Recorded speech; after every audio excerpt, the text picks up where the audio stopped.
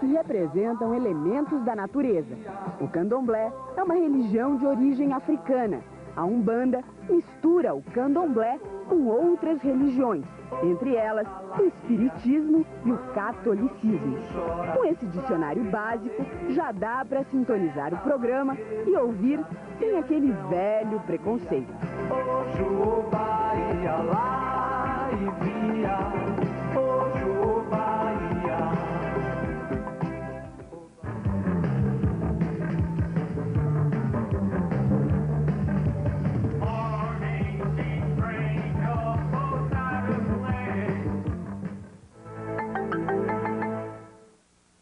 Vitrine, apoio cultural, Margraf, Fotolito Rotativa e Offset, a maior devoradora de prazos. E Estadão, é muito mais jornal.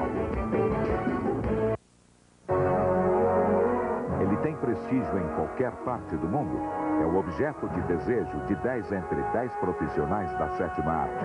Uma pequena estatueta tão preciosa, capaz de transformar a carreira de qualquer ator, diretor ou atriz. Na Rede Cultura, a história do Oscar, os primeiros 50 anos. Lutas pela estatueta. Os filmes que se tornaram clássicos. O início e o desenvolvimento de um dos símbolos mais fascinantes do mundo. Enquanto você espera para saber quem serão os vencedores de 98, acompanhe pela Rede Cultura a série A História do Oscar, os primeiros 50 anos, e descubra como tudo começou. Série inédita em 10 programas, de terça a sábado, sempre às 10h30 da noite. A História do Oscar, os primeiros 50 anos, estreia nesta terça.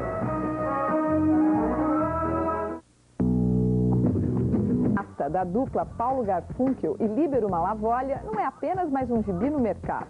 Ele passou a integrar o projeto do Dr. Drauzio Varela de prevenção da AIDS e foi adaptado para circular entre os presidiários. Nossa reportagem foi acompanhar o lançamento do gibi na casa de detenção. Olhando de fora, com toda essa chuva, o lugar fica ainda mais sombrio. O que acontece ali dentro é coisa que a maioria das pessoas não gosta de pensar. Mas nem tudo ligado à Casa de Detenção de São Paulo é baixo astral. Há iniciativas que merecem atenção e respeito. E nesse caso, parece que houve bastante atenção. Todo este pessoal de imprensa veio registrar a distribuição de mais um número do gibi Vira-Lata.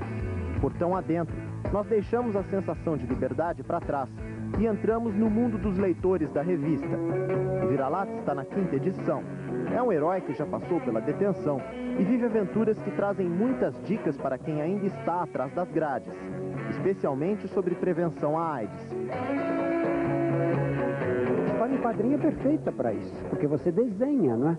Quadrinho erótico, quadrinho na história sexual que se desenrola, você desenha as possibilidades, quais são e como é que a camisinha tem que ser usada, de que forma, etc. Isso feito num contexto de erotismo mesmo, sem ficar uma coisa didática. Os autores do Vira-Lata fizeram várias visitas à detenção e entrevistaram muitos presos, tentando encontrar a linguagem certa para conquistar este tipo de leitor. A primeira vez, eu lembro que foi uma conversa assim, com vários detentos no cinema que tem aí, abandonado, detonado por causa de uma rebelião, um círculo grande assim, mesmo que a gente não use diretamente alguma coisa que eles contam, é uma coisa que vai enriquecendo e acho que cada vez mais vai entrando na história, no gibi, né? A distribuição dos gibis é feita por uma comissão de funcionários e detentos. Ela tem uma boa receptividade, né? É uma linguagem própria, né? Eu diria própria até para esse universo, né, de população carcerária. E eu tenho para mim que atinge o objetivo. Como havia tantas câmeras, microfones, gravadores, não podia faltar a opinião dos detentos. Eles chegaram e ficaram em fila.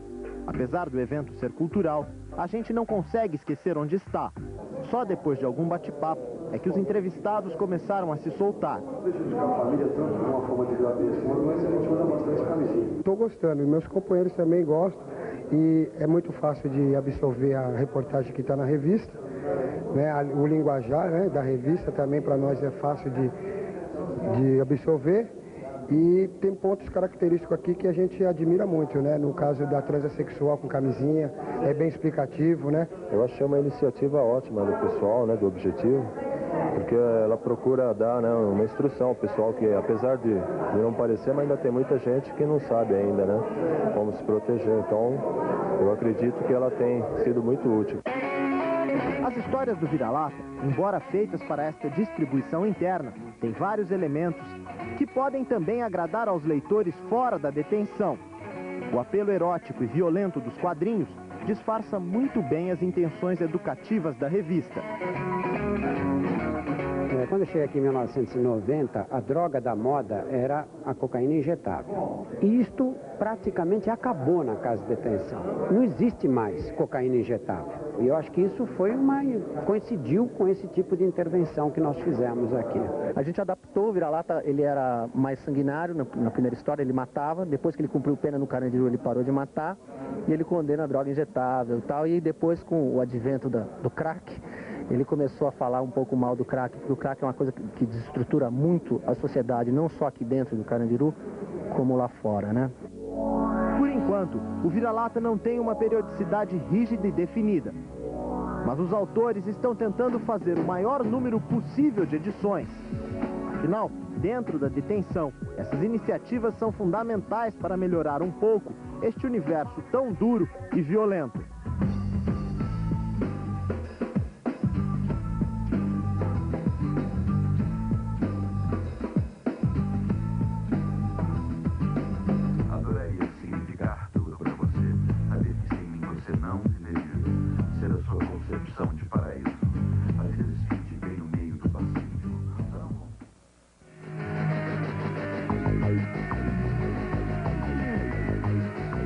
Vitrine por dentro da mídia. Ronaldinho virou mesmo estrela de comerciais. Agora ele ataca de Guaraná Brahma. O craque desta vez divide a cena com a namorada Suzana Verne. A produção tinha previsto 48 horas de filmagens, mas tudo foi feito em apenas 4 horas. Os diretores ficaram surpresos com a espontaneidade do casal. O filme foi rodado em Milão, em pleno carnaval. E aí, vai dizer que você não gosta? O cantor Julio Iglesias também tirou a terça-feira de carnaval para trabalhar. Foram 10 horas de filmagens para o novo comercial das Casas Pernambucanas. O cenário é a própria casa do cantor em Miami. Iglesias foi escolhido por ter sido eleito o homem ideal pelas consumidoras da loja. A partir deste final de semana, o tradicional jingle das Pernambucanas vai poder ser ouvido na voz romântica do cantor. Eu espero você na Pernambucanas. Pernambucanas. O nome da família Farcas remete imediatamente à fotografia. Kiko Farcas enveredou por outro caminho, embora também aposte na comunicação visual. Ele é um design gráfico dos mais conceituados do país.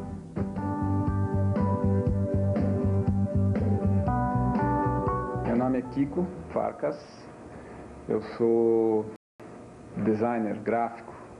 Não, acho que eu sou artista gráfico. Não, talvez eu seja só um ilustrador, ou talvez um contador de histórias. Contar história mostrando é mais difícil do que contar a história falando, né? O primeiro livro que eu fiz, que foi esse aqui, né? Que também eu fiz o projeto gráfico inteiro e fiz todas as ilustrações. Eu gosto muito dessa aqui, do Z. O zelador do zoológico é chamado Zé da Zebra.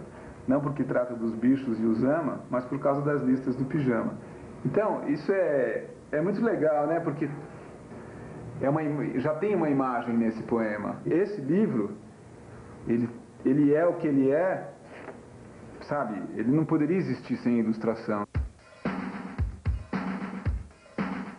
As pessoas acham que o design é uma ciência que você tem que aprender. Tudo bem, tem um lado técnico importante, mas o design basicamente é a sua alma que você tem que colocar. Então, quando eu faço esse tipo de trabalho, eu estou colocando a minha alma aqui. Quer dizer, o passarinho me contou pelo telefone, ele está ali, quer dizer, é a minha visão, Então isso é muito importante no design. Isso eu acho que é a coisa mais importante. Eu, pela minha experiência, eu dividiria em três pedaços. Um pedaço que é a parte mais institucional, que é o que uma grande empresa de design faz, onde você tem que vestir uma empresa e dar uma cara para aquela empresa, como ela vai se comunicar com o público. Outra parte, que dá para ser um pouco mais autoral, que é o trabalho editorial. O trabalho editorial são livros, folhetos, cartazes.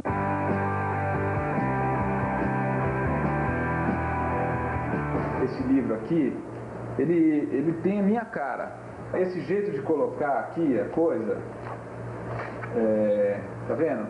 Usando essa coisa, essas cores, o jeito como você organiza o texto e tal, depois como você põe as imagens, o jeito como elas estão diagramadas, isso tudo cria uma linguagem. Essa linguagem até ela nasceu, sei lá, a gente pode pegar aqui, isso aqui é de 95, eu acho.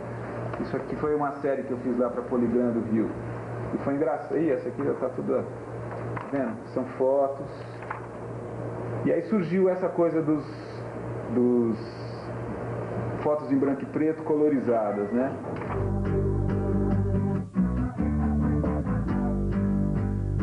É a coisa mais gostosa de fazer, as pessoas falam, o cartaz. O cartaz tem uma tradição meio que vem do circo, de anunciar, onde você pode ter uma certa liberdade para fazer aquilo que você gosta. E todo mundo quer fazer cartaz. E no Brasil não se faz cartaz porque no Brasil não existe pedestre, né? Não existe nenhum lugar onde você faz alguma coisa para pedestre. Tudo ou é outdoor ou é televisão. Então o cartaz, as pessoas fazem porque o cartaz ele legitima um evento. As pessoas precisam aprender a ler. Não só ler, mas precisam aprender a ler design, precisam aprender a ler cidadania, ler qualidade. E o meu trabalho é nesse sentido, é de esclarecer, porque o design, quando você fala que o design é você organizar as coisas, você tem que escolher a hierarquia. Quer dizer, quando você vai editar um livro de 200 fotos, você tem que saber qual é a hierarquia que você vai usar. Qual é a foto mais importante? Como é que você abre a história? Como é que você fecha a história?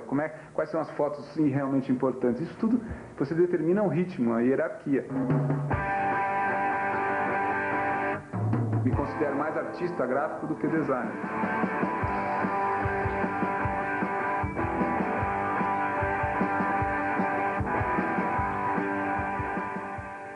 A regata famosa está passando pelo Brasil. Com os barcos ancorados em São Sebastião, a Whitbread tem uma das mais extensas coberturas jornalísticas do mundo. Está na internet, tem boletins frequentes até em emissoras de rádio e mobiliza gente de todos os cantos. O Vitrine foi ver tudo isso de perto.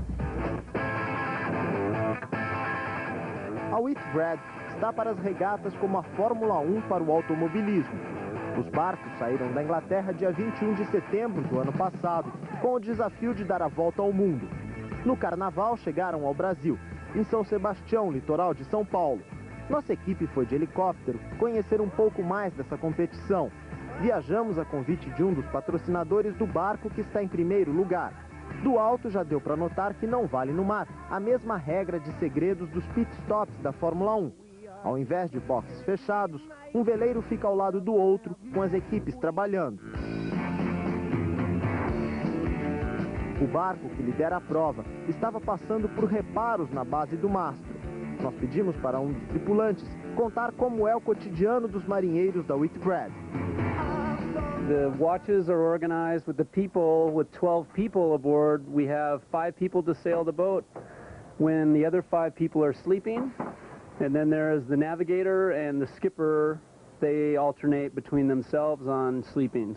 There are 6 bunks on one side of the boat and 6 bunks on the other, because we always sleep on the side of the boat the wind is arriving from, because it makes the boat faster and the boat doesn't tip over as much because of the winds. And we have one stove. All the food is freeze-dried, so basically we make water with a desalination unit.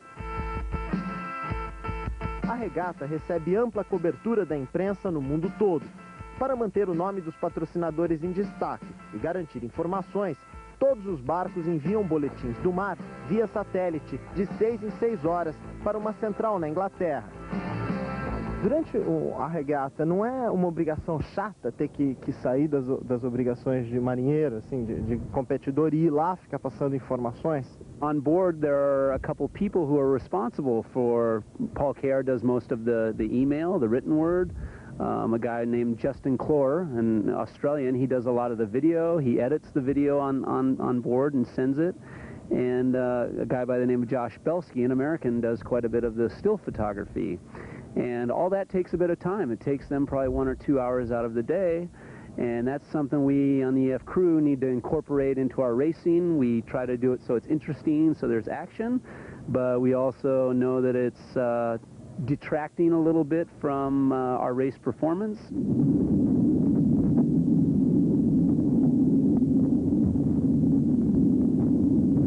Qual a importância de ganhar uma competição que nem a Whitbread? Well, I think for the sponsor, there's EF language. There's an opportunity for exposure for the media to read about their boat and their name and the EF product. You know how well the organizations come together, and it's exciting for them. I think it's good to be in the news for them. So to answer your question, I think there's a lot of pride in winning the Whitbread and knowing you put a lot of good work into it. It'll put a smile on the entire 12 members' faces, I think, in the end. Embora a vela oceânica não seja um esporte muito difundido no Brasil, pelo menos em São Sebastião os velejadores foram tratados como astros. A cidade inteira foi mobilizada para o evento, o que acabou atraindo a atenção dos jornalistas da terra do futebol. Aqui no Brasil a gente não tem muita tradição, né, nesse tipo de competição. Está voltando para o Brasil depois de 20 anos, né, que não parava por aqui. Mas a tecnologia, a estrutura, parece que é uma coisa desse nível mesmo, que é uma coisa bem que envolve muito dinheiro, bem profissional. A gente veio fazer o aspecto turístico da cidade, ou seja, o que essa regata trouxe de benefício para a cidade de São Sebastião. Durante a nossa visita ao porto da regata, deu para sentir como a Whitbread está mexendo com o cotidiano de São Sebastião. Nós acompanhamos a chegada do veleiro que está em último lugar. Ele teve que passar por reparos na Argentina, por isso só chegou essa semana. É o único barco com tripulação exclusivamente feminina. São velejadoras da Nova Zelândia, Holanda, Suíça, Suécia e Estados Unidos. Na recepção preparada para as retardatárias, veio até a escola de samba. Todo barco que chegou aqui, vocês... Sol de Verão fez a presença. Mas vocês começaram no carnaval, né? Carnaval. Fomos campeão no carnaval aqui. Com o decorrer do tempo das embarcações chegando, não ia chegar todo dia, mas toda semana a gente faz uma presença pessoal. A ideia é o que é? Dar um clima de que Brasil é país do carnaval, Brasil. Não parecia festa para o último colocado. Um espectador desavisado, com certeza diria que elas estavam ganhando alguma coisa. Esse é o reflexo da Whitbread no Brasil. Agora, os veleiros estão a caminho de Fort Lauderdale, nos Estados Unidos. É a antepenúltima etapa, antes da chegada na Inglaterra. Provavelmente, a maioria desse pessoal que fez tanta festa em São Sebastião nem vai ficar sabendo como será o fim da regata. Com a partida dos barcos, as coisas voltam ao normal.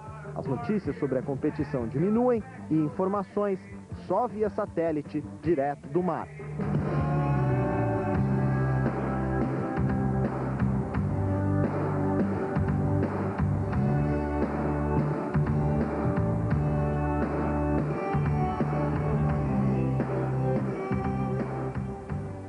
Dos anos 70, quando eu comecei na Fórmula 1. Esquerdo. De autoria do mesmo inventor, o relógio das flores foi montado sobre um jardim no campus da Universidade Católica. O solar da família Rocha Miranda ainda não foi aberto ao público. É mais conhecido como Casa dos Sete Erros por causa da assimetria de sua fachada. Finalmente, o Palácio de Cristal. único nas Américas, foi inaugurado há 114 anos e inteiramente restaurado com investimentos da ordem de R$700 mil. Nessa estrutura não há soldas, apenas pinos de encaixe e todos os vitrais são de puro cristal laminado. Este elegante primo da Torre Eiffel foi presente do Conde D à Princesa Isabel, encomendado à Sociedade Saint-Sauveur-les Arts, na França, para servir a exposições de flores e pássaros. Mas passou à história do Brasil, porque aqui a Princesa Isabel alforriou os 103 últimos escravos de Petrópolis, antecipando o que se estenderia a todos os negros com a Lei Áurea, a 13 de maio de 1888. Por certo, isso significa também que nós temos sido capazes, nós brasileiros, de dar-nos as mãos uns aos outros, a despeito de diferenças. Os que não são capazes de entender a diferença, não são capazes também de construir nada de duradouro. Nós temos sido capazes de fazer com que os vários níveis da administração colaborem. O ministro Verfort disse que em cada unidade da federação, o Ministério da Cultura tem alguma coisa marcante na recuperação da memória. O presidente Fernando Henrique Cardoso, ao reinaugurar o Palácio de Cristal, foi homenageado por um concerto numa festa digna dos bons tempos da cidade imperial. A seguir, o fotógrafo das estrelas. As mulheres de sonho passam... Você faz festas de todo tipo. E eu tinha já andado a cidade toda e não tinha um lugar realmente especial. E foi assim que eu cheguei a essa conclusão, que Paramount era o lugar. Realmente, qualquer um pode casar na Paramount, basta ter o dinheiro para ir. Segundo Kimber Wilkes, a responsável do estúdio pela festa, a coisa sai por volta de $300 por convidado. No caso de Cláudia, são 90 pessoas, o que dá um total de $27 mil. Assim que a noite caiu, aconteceu a cerimônia no jardim do estúdio, o lugar onde antigamente ficavam os bangalôs das estrelas e que já foi usado em vários filmes, como o pátio de escola e lugares assim. Como o pai de Cláudia é falecido, ela contou com uma personalidade de Hollywood muito querida do estúdio para levá-lo ao altar. A.C. Lyles, o mais antigo produtor da Paramount, alguém que já mostramos em reportagens passadas. Mark Carreira, o noivo, nos contou. Foi uma honra. A.C. Lyles é uma lenda em Hollywood e foi grande tê-lo levando Cláudia ao altar. Considero-me um cara de sorte. Como num filme americano, Cláudia e Mark disseram seus votos, colocaram os anéis e fecharam a cerimônia com um beijo cinematográfico. Seguiu-se a isso um rápido coquetel naquela área, com direito a champanhe, quitutes, orquestra ao vivo e uma mesa para os presentes, onde se viam fotos antigas da família dos noivos e os amigos podiam assinar um livro de convidados. Dali todos foram para a cidade cenográfica do estúdio, onde no set das ruas de Nova York o jantar foi servido. Foi quando encontramos com A.C. Lyles e ele nos contou que foi ali mesmo que o ator e diretor Clint Eastwood rodou há pouco tempo uma importante cena de seu filme Poder Absoluto. Fiquei amigo de Clint quando produzia a série de cowboys Rawhide para a TV. Vim vê-lo durante as filmagens aqui e chegava todos os dias de manhã e dizia: vim receber o dinheiro pelo uso do estúdio, não confiamos em atores.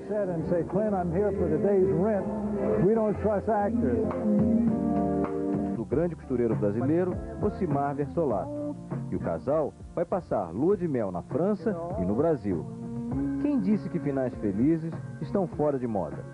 De Hollywood... Melhoral, por exemplo, porque o ácido acetil salicílico facilita a hemorragia. Mesmo a dengue hemorrágica, se for diagnosticada a tempo, pode ser tratada. O importante é não confundir os sintomas. Dona Graça achou que o filho Mateus parecia ter apenas uma gripe forte, ou uma virose no máximo. Se isso serve de um alerta, que eles sejam tocados por Deus. Se há culpados, que eles sejam tocados por Deus. Vou ampliar fotograficamente. É sempre fechado, as caixas d'água ou cisternas. Aqui eu estou fazendo isso. Agora, se o meu vizinho aqui de trás não fizer o mesmo sempre, o mosquito que nasce lá pode trazer a doença, a dengue, aqui, para minha casa. Acabe com a dengue. Se toda vez que você usa seus eletrodomésticos antigos. É aquela briga. Está na hora de trocar. Está na hora de passar na Arapuã. Refrigerador Frost Free GE 799 à vista. Frost Free GE, só 799 à vista. Pague também com seu cartão ou nos melhores planos de financiamento.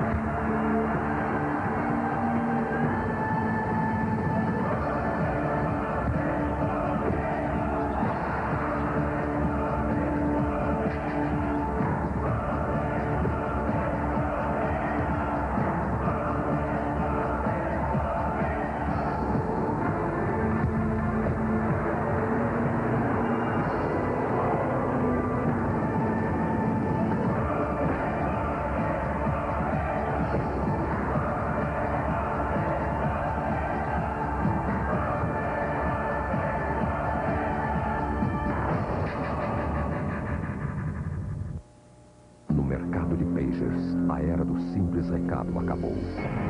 A revolução está aqui.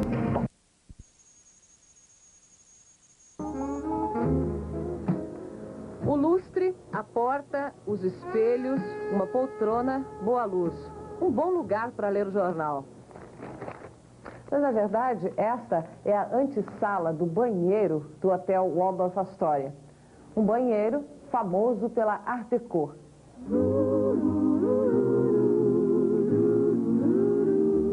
É o hotel onde se hospedam Bill e Hillary Clinton quando vêm a Nova York. Mas para ir ao banheiro não é preciso ser hóspede. Esta mulher diz que há muitos anos ficava aqui com o marido. Agora mora na cidade, mas continua frequentando o banheiro. As relações públicas do hotel diz que o melhor aqui é a privacidade, porque cada privada tem também uma pia e um espelho. Mas isso é tão importante? Você fecha a porta, diz ela, e pode relaxar. Uma senhora de uniforme limpa o banheiro depois de cada uso e ainda oferece creme para as mãos e fixador de cabelo. É um dos últimos bastiões de conforto do mundo velho, acha esta mulher. Você entra neste banheiro e se sente nos anos 40. Elegância pura.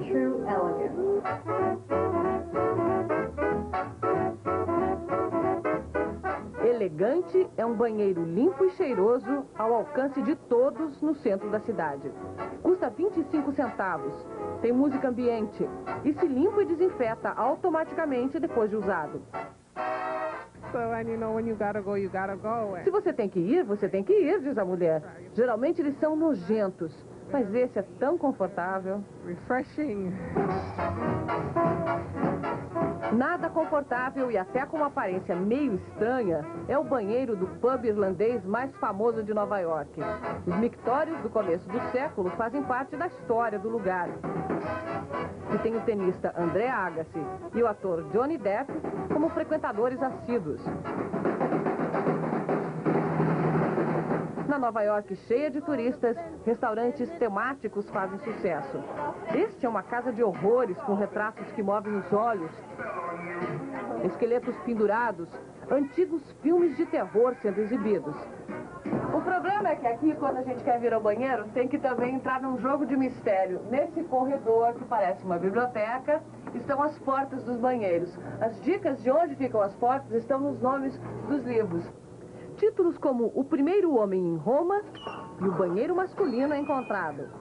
A Bruxa do Oceano é o das mulheres. Para as crianças, uma brincadeira a mais. Estas passam direto. Alguém manda voltar. Achou. Mas dentro do banheiro não tem mistério. É igual a qualquer banheiro de restaurante da cidade. O que não tem igual são os banheiros do Radio City Music Hall. A maior casa de espetáculos dos Estados Unidos, com 6.000 lugares, tem 6 banheiros. Obras-primas de Art Deco. Tudo é mantido exatamente igual ao dia da inauguração, em 33. Os banheiros femininos têm chão de ladrilho preto, portas laqueadas, as pias de louça verde. No intervalo dos espetáculos, as mulheres podem retocar a maquiagem sentadas, cada uma, diante de sua própria penteadeira. Na sala com papel de parede prata, na sala das flores, ou nessas com pinturas que contam, que mais poderia ser a história da vaidade feminina. No banheiro dos homens, uma raridade. Salas de estar, para eles sentarem, conversarem ou olharem para o mundo pintado nas paredes. Para conhecer esses banheiros, tem que pagar ingresso, que vale também para o espetáculo.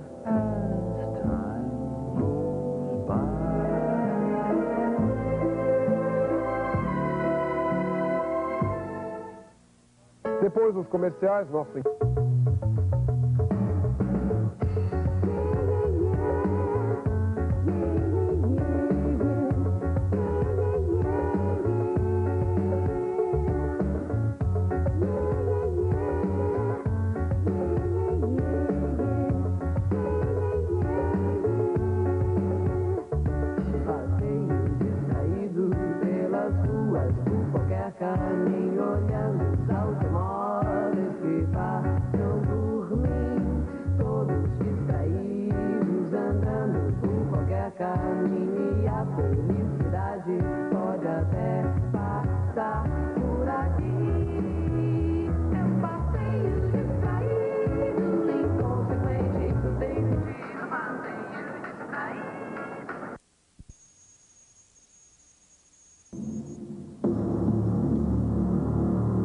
Quanto mais a gente olha para o Egito, menos entende o que aconteceu.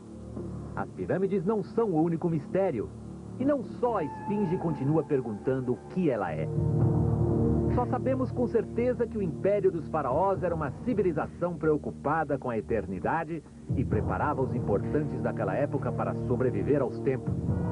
As múmias eram a busca da imortalidade.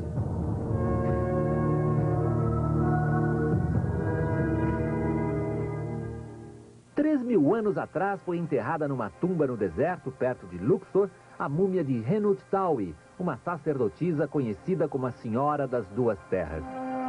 Henut-Tawi não foi tão importante como um faraó, mas a múmia dela ficou mais conhecida do que a de muitos reis. Henut-Tawi dormia o sono dos milênios no museu em Munique, até que em 1992, cientistas usaram novas tecnologias para pesquisar múmias. Fazia parte da equipe a professora Svetla Balabanova, uma toxicóloga especializada em detectar drogas em cadáveres. O que ela encontrou na múmia de Henut-Tawi era de sacudir as pirâmides.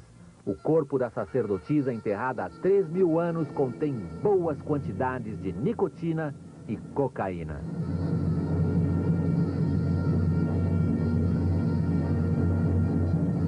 Que os egípcios antigos tivessem tomado drogas, os cientistas já sabiam. Mas que nicotina e cocaína fossem conhecidas naquela época é um enorme mistério. Tanto a planta do tabaco quanto a da coca só chegaram ao Velho Mundo depois que Cristóvão Colombo descobriu as Américas. E isto foi pelo menos 2.000 anos depois do último faraó. A princípio, a professora Balabanova não quis acreditar nos testes feitos por ela mesma. Quem sabe, os tubos de ensaio estariam contaminados. Mas as máquinas continuavam acusando sempre o mesmo resultado: nicotina e cocaína no corpo da múmia. Talvez não fosse autêntica a múmia de Henut-Tawi? Mas os documentos do Museu Alemão são impecáveis. A múmia de Henut-Tawi é uma autêntica peça da 23ª dinastia dos faraós do Egito, 3.000 anos atrás.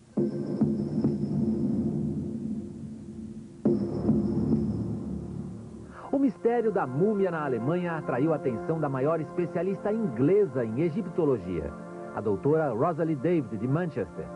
Ela decidiu extrair amostras das múmias do próprio museu e, enquanto esperava os resultados do laboratório, foi a Munique com a esperança de ver com os próprios olhos a múmia de tantos segredos. Mas, além do sarcófago vazio de Henut-Tawi, a doutora Rosalie não pôde ver muita coisa. O diretor do museu, Alfred Grimm, não quer mais ouvir falar de múmias com cocaína. Cientificamente, nada disto está provado, diz ele. And I think it's not absolutely scientifically correct. Os cientistas foram então olhar em pesquisas antigas feitas em outras múmias e descobriram coisas muito interessantes no corpo de um velho imperador do Egito Antigo.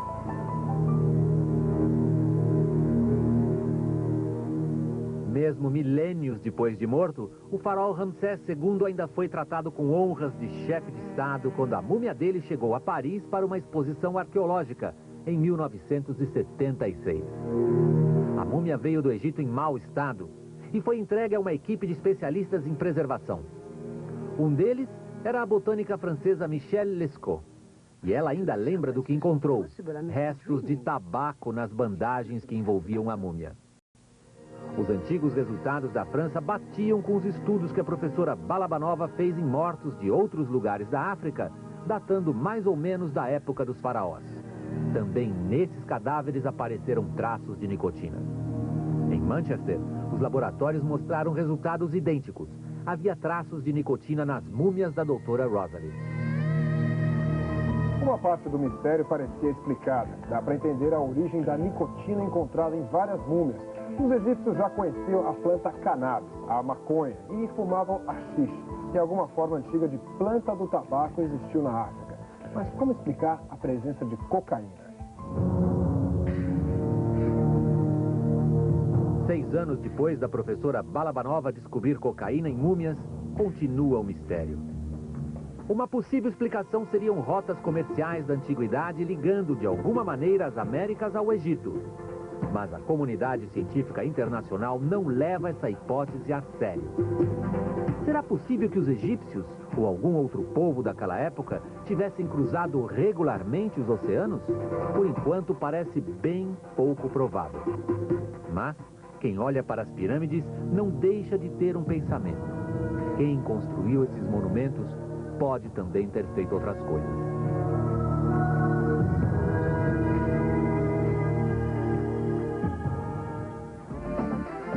E agora as últimas notícias do Fantástico. O incêndio está destruindo uma área de Mata Atlântica no litoral sul da Bahia. Os bombeiros de Porto Seguro tentam conter o fogo, mas a falta de equipamento prejudica a operação. Mais uma dor de cabeça para o presidente americano. A ex-voluntária da Casa Branca, Catherine Willey, vai dizer daqui a pouco na TV que também foi assediada por Bill Clinton. Ela acusa, foi agarrada e beijada à força pelo presidente há 5 anos. E o destaque desta noite nas TVs da Europa.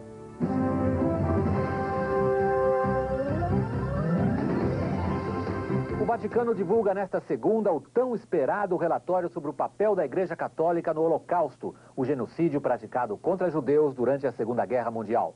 O documento não chega a ser uma confissão, mas é bastante crítico. É um fato que Hitler só pôde praticar seus crimes pois não havia sensibilidade suficiente quanto aos nossos deveres em relação aos judeus, disse o cardeal Joseph Ratzinger, o presidente da Congregação da Doutrina da Fé do Vaticano. O cardeal, que é alemão, acha que preconceitos e erros em relação aos judeus, dos quais ele não exclui a Igreja, facilitaram a tarefa criminosa dos nazistas. Ha facilitato questo crimine. Mais uma homenagem a Tim Maia agora à noite em São Paulo. Zezé de Camargo e Luciano cantaram um dos maiores sucessos de Tim. A semana inteira fiquei esperando pra te ver sorrir, pra te ver cantando, pois a gente ama, não tem que dizer, só se quer amar, se quer amar, se quer amar.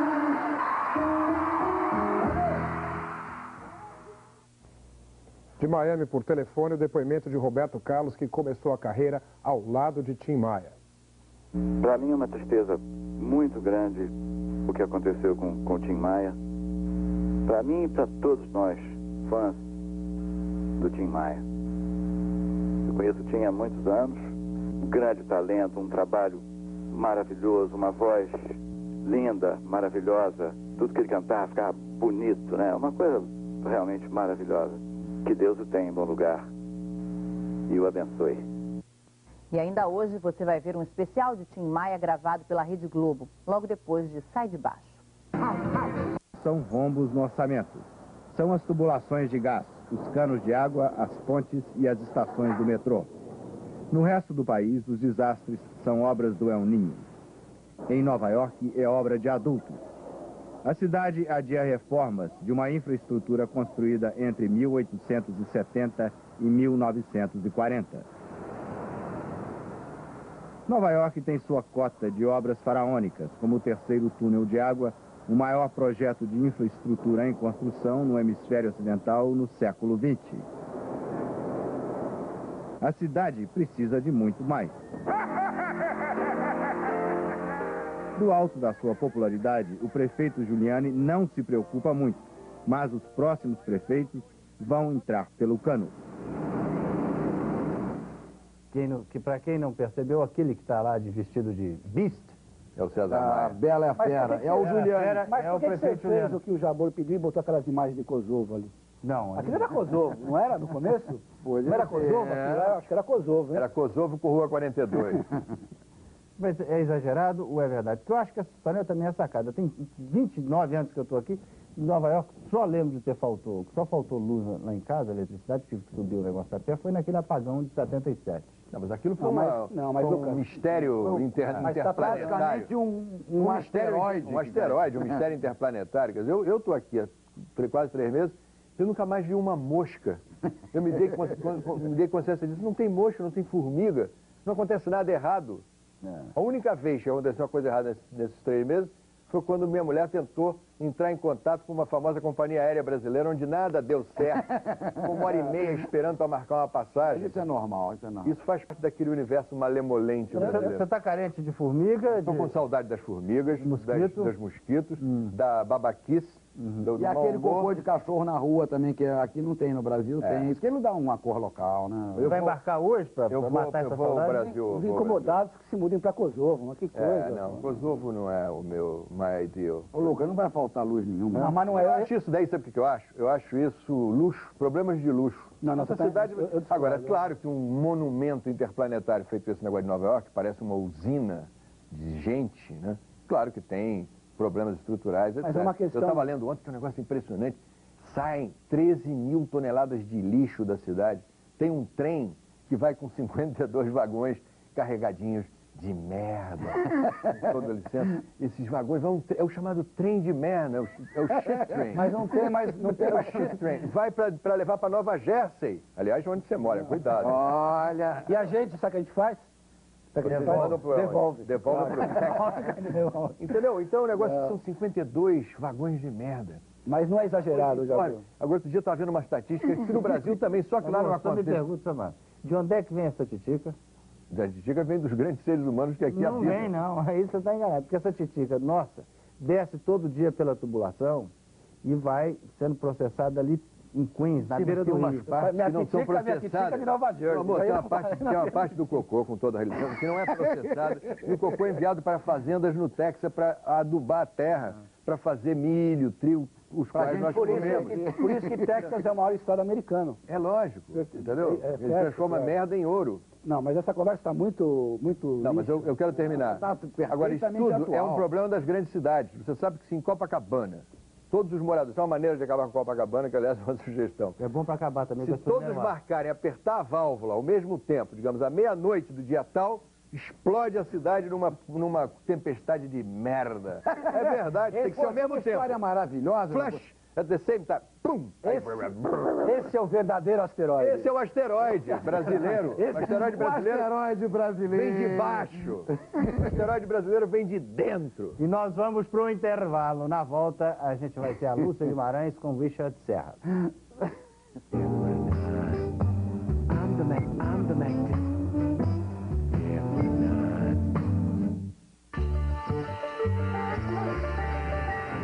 Fernanda Abreu, há 40 anos. How the director was going to shoot it, so I was in my trailer, like writing down what positions might look cool. Look good for you. Yeah. So I mean, wait a minute. I don't do that in real life. I'm not like, baby, wait a minute. You know, get this position horizontal. No, I don't do that. Just for the film. And Yeah, it was cool. I mean, it was 5 in the morning, and you know, some actors say, you know, hey, you know, it's nothing. 5 in the morning, you know, guys have to go to the bathroom, so I was already ready, if you understand. If you understand what I mean. I understand this is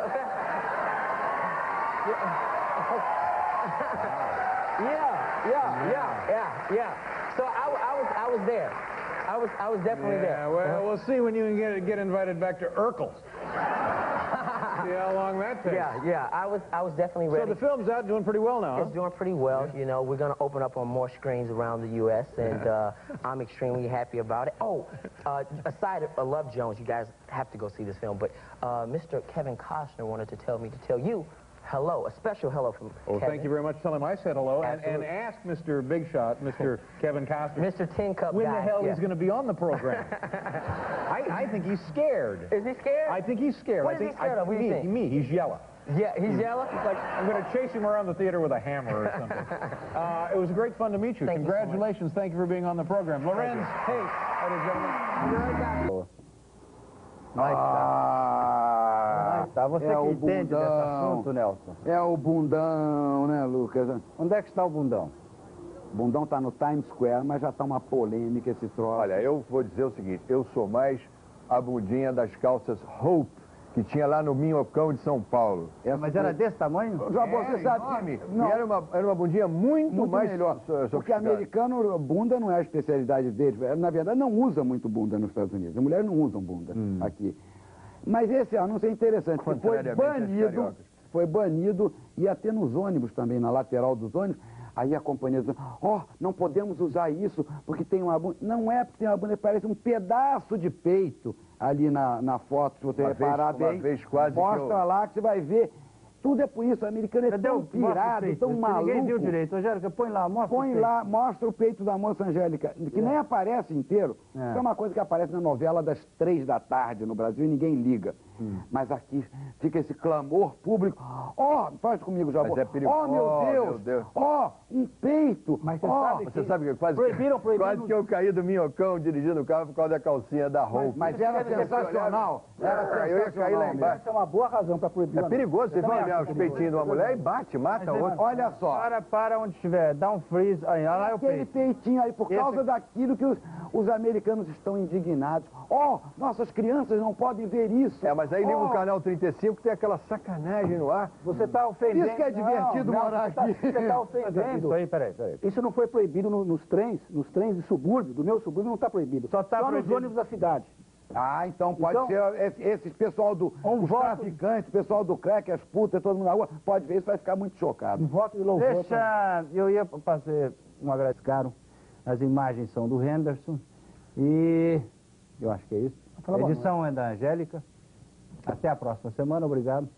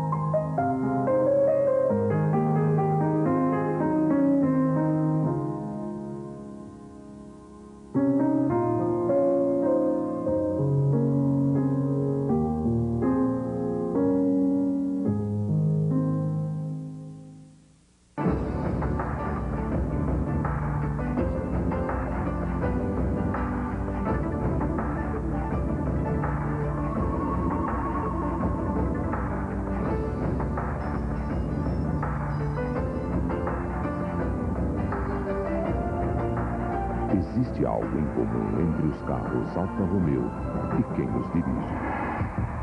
Nós chamamos isto de core esportivo.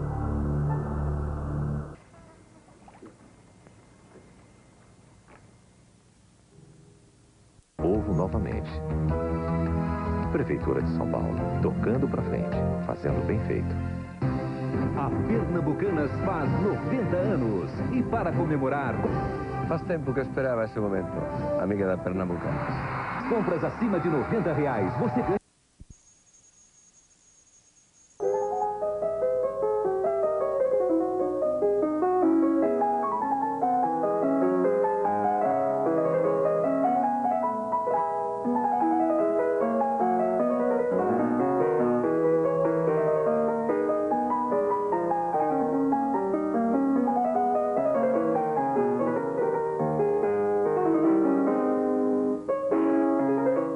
No meu trabalho pessoal, eu procuro muito extremar a cor, levar a cor à sua saturação, ao seu ponto mais alto de luminosidade. Mesmo quando eu trabalho com um preto, um negro, esse negro é levado até as últimas consequências.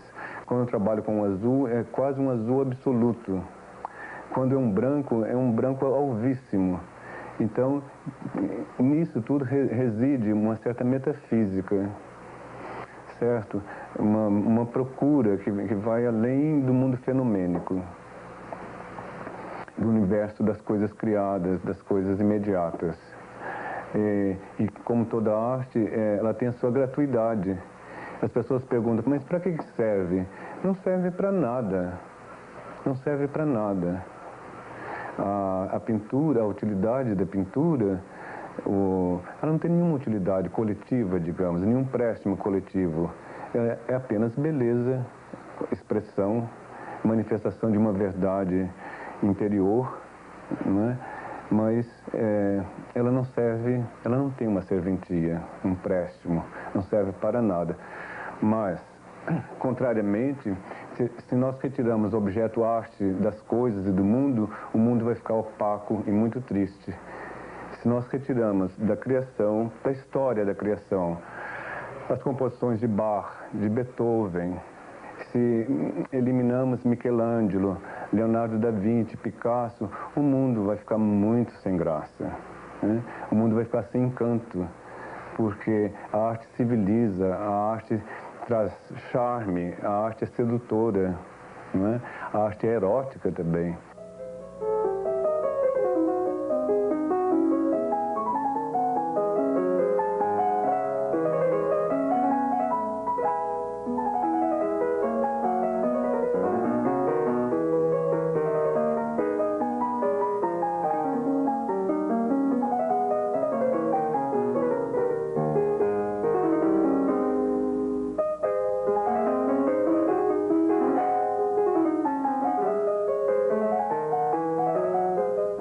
Outra coisa também do fenômeno artístico, se você propõe a fazer o que já foi feito, não tem vantagem nenhuma o déjà fait. Você trabalhar numa coisa que já foi feita. As releituras estão em moda hoje em dia. O fenômeno da criação artística reside na originalidade, no sentido de mergulhar nas origens. Essas origens que você desconhece. Você mergulha na matriz das origens e submerge, trazendo conteúdos que nem você mesmo sabe quais são, mas que você trabalha bem com eles, porque pressupõe que você tem uma gramática para trabalhar com esses conteúdos, pressupõe que você tem uma visão de mundo, né? Que você tem uma hierarquia de saberes dentro de você. É um universo que discrimina, né? E por mais que de imediato uma obra de arte não seja bela, ela trabalha com a beleza, com o belo, com o bom e o verdadeiro. A obra de arte, ela está intimamente ligada à verdade.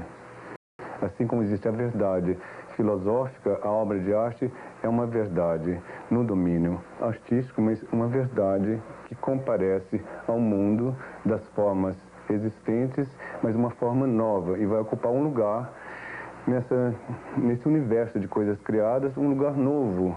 Ela vai ocupar como dizia há pouco, um espaço físico que não existia antes. Uma verdadeira obra de arte, ela pode não ser reconhecida na sua época, mas passarão séculos e mais séculos, e um dia ela virá à luz com todo o seu esplendor, com todo o reconhecimento que ela requer.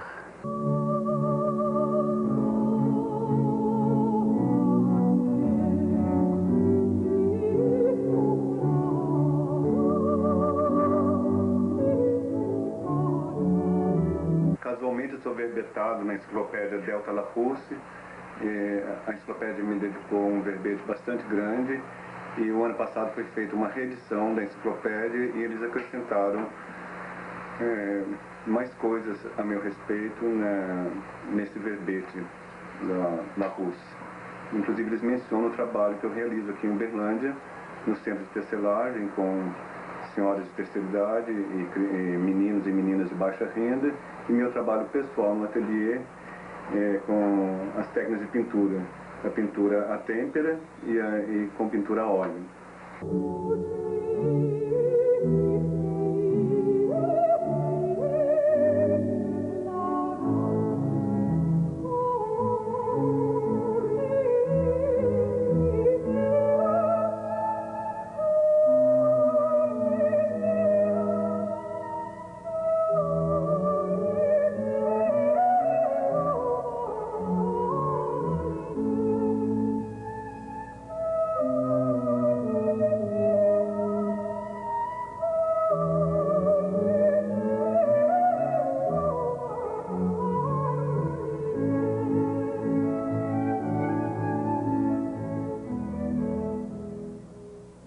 A minha solidão é uma solidão povoada por outros artistas, por pessoas que já se foram, que já estão do outro lado, e por pessoas presentes através de cartas, de amigos meus que moram em São Paulo, em Paris, em Amsterdã. Então, como eu digo, é uma solidão povoada. E os momentos que eu sinto falta de uma interlocução, eu tenho amigos em Uberlândia, vários amigos, felizmente, com quem eu posso conversar.